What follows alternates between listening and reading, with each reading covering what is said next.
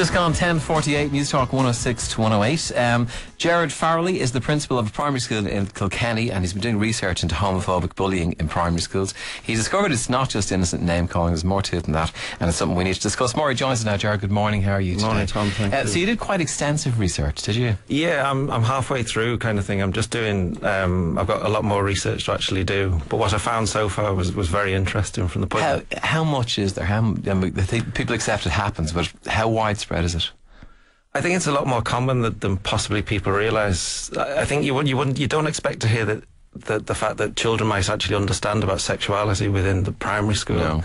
And if you can imagine as a child, if you're actually labelled as being sort of gay, and it's used in a derogatory way, imagine if you grow up then as a 15, 16-year-old, and you discover yourself as we do, like our own sexuality, and you are actually gay. You remember all that stuff from when you were a child. It's a derogatory label. It's used in a kind of. I know people might say, "Oh, that's so gay." Yeah, but it's derogatory. It's using. And how widespread though?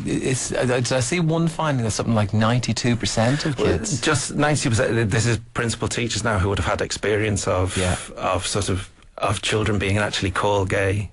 That's pretty everyone. Yeah. I mean, you can't go by the statistics yet. It would be unfair. They're very loose, right? But it's a high indication. But there's an indication there would suggest to me that it is actually an issue, because obviously, I mean, and there's also violence, and you could also there would be some children who would definitely be targeted because somebody might perceive them as being. That's happening in primary, just to be clear, in primary, because this is a bit of a shock to me. I'll be honest. Right. I was expecting these things in secondary. I think that's part of the problem, actually, that we expect children to suddenly develop their sexuality, the whole notion of what being gay actually is. But of course, children are saturated with the internet, with different sort of newspaper articles, magazines, whatever. And they're picking up kind of the language. So, are they picking up the understanding? I think that's a very difficult question, to be honest. I think some children certainly do understand. I think many of them understand a lot more than we perhaps realise. Okay. I would have certainly spoken to many children. Like they want to engage with you. They want to actually talk to you. How do you deal with it? I think you have to be very open. I mean, you have to be very careful. There's a balance. I think age-appropriate language is extremely important. But say, for example, 5th and 6th class now. I mean, they love to kind of to challenge you. They love to find you out, and if you have to be kind of, you have to play them at their own game in a sense, because what you bounce off each other. I mean, I would have a great rapport with the kids, say, over the years, and it's because you sort of use humour and you let them kind of, let them lead, let them sort of. I mean, obviously you have to be very careful, Tom. How do you stop them? What are you stopping though? Are you stopping them using gay as a term of abuse? Or I have to say now, we used to, and we shocked some of the people on the team. We used to call people in our class gay slang words, right, which we didn't understand. Right. Steamer. I don't know where we found the word, but steamer.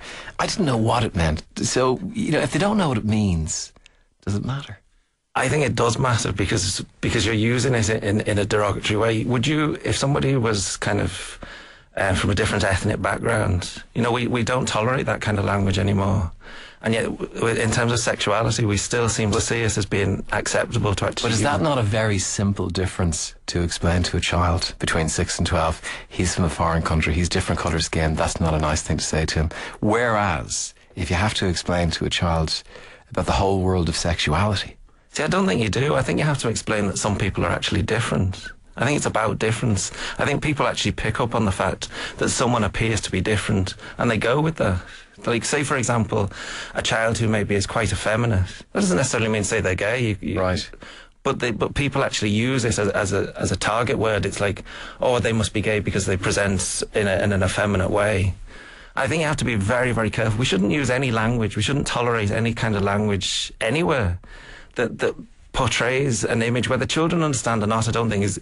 In many ways, it's not the issue. Okay. It's the language that's derogatory. When you hear all the words like poof to faggot, gay boy. Why should anyone be actually allowed to use that kind of language? I'm not just talking about homophobia here. I mean any sort of language. And is it enough to say to the child that that's not a nice thing to say? I mean, we try it with ours when they pick up words from God knows where. Yeah. And I think you don't need to follow up. No, I would agree. I totally agree with you. I think that it's a form of name calling, isn't it? And right. I think that's the subtle difference. I don't think we should actually tolerate any form of name calling, whether it's perceived as being derogatory or not. And I think if those labels actually, it's interesting that verbal bullying of any form has been found to be much more damaging than physical, and I think that tells its own story. Right. I mean, they've done research, a lot of research with teenagers, people in their 20s, 30s or whatever, who identify as being gay in later life. Right. They remember the labels they were actually given, and it stays with them. It's a very, yourself, like growing up as a child in Ireland, becoming a teenager, there is so much emotion involved. I really believe that we have to focus on our emotional intelligence, on the emotional intelligence of children, and actually go with that. And I think schools do an awful lot of that, to be honest. You were bullied yourself, weren't you? As a child, I mean, I suppose, if I'm honest, yes. I was actually very painful. It stays with you forever. I've known actually a couple of people in my own lifetime to take their own lives because of their experience. And do you think that this kind of homophobic bullying could lead to in extreme cases? Without any shadow of a doubt. If it's bad enough, if you allow a culture of that to exist, that's okay. We just it doesn't matter. They don't understand. Then it perpetuates. It's a cycle, and it becomes. As a child, you want to feel secure, and you want to feel secure in your home. You want to feel secure in your school. If a child suffers at home, they often bring that into school, and that's where schools are. Often they kind of create the boundaries for children. I think I don't know any school that doesn't try to do that, to be honest. I think we all try and care very much for our children, for all the children in our care. And I think that's about allowing them to be the people they are and meeting them where they're actually at. Right. I'm relieved on one thing, because as I was reading it, I think I might have been taking it the wrong way, because I did see a leaflet to a school which was advocating introducing terms for body functions and body parts at the age of 6. Right. That struck me as very young. Does it strike you as very young? It does, but I think, again, Tom, it's the age appropriateness must come into. I mean, the whole RSE, the relationships and sexuality education, is based around age appropriate language. And as an adult, I think we have to be able to discuss. I'm not sure all adults are actually comfortable talking about this, to be honest. And they're certainly not comfortable talking about sexuality. It's not something I would have, you would come across too regularly within staff rooms even. When do you start having those conversations with kids? If you're telling them the terms, I can't help but fear that you're awakening their curiosity about these things. Do you not think, though, that the way the media actually is, the things that children actually watch on television, they're already awakened? I think it's naive. I don't mean of course, but you could be right.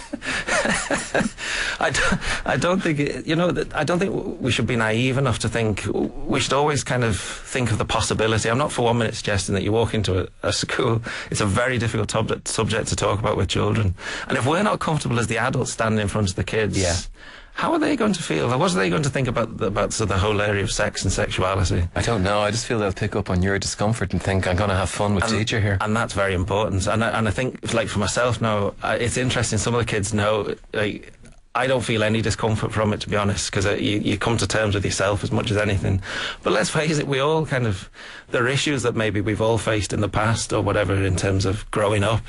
And we remember, I think sometimes as adults we actually forget what it's like to grow up. Right. I certainly have. But I'm thinking... a bit of me just wants to wrap them in. We're talking about bubble wrapped kids, and this is one example where I think I would be going with the bubble wrap. Mine are almost 6, and is in a very sweet little place in her mind. Well, isn't that lovely? I mean, that's fantastic. But you know yourself that there are some children in our world who can't exist. Your son obviously grows up in a loving home where it is age appropriate, but some children, they don't get that, and that lives. My children are going to meet those children. They are, and they're going to come home with things that are going to send me into a dark place. And I need to be thinking about this. And I think that's the thing, isn't it? That thankfully most of our children do live in secure homes where they're loved and cared for. And you know yourself that love and care is what nurtures you. You asked me a question before, actually, whether I know that you produce Joe had asked me about being bullied as a child. I never told my parents. I kept it from them for years. And I was a very gentle child, and I went to school in the heart of like big city centre, and I became streetwise very, very quickly. But it wasn't something I particularly recommend to anyone, to be honest. And it was actually only when I was at college, and I remember distinctly writing an essay about my own experiences, which I didn't do deliberately. Yeah. But my tutor actually said to me, "Do you realise you've actually written your life story?" And I hadn't. Right. But I was putting the theory to what had actually happened to me. It was a very painful writing experience, and I think it does live with you. I don't care. If a child is bullied, I think any psychologist will actually tell you that, or counsellor, that often when they're talking to young people, it's amazing, they often describe their experience as a child, and it all leads into other things. Okay. You're putting the fear of God into me. Gerard, thank you very much. Let me talk to Gerard Farrelly, their principal of primary school in Kilkenny. Your own views, please, 53106, or give us a call, 1894 53106.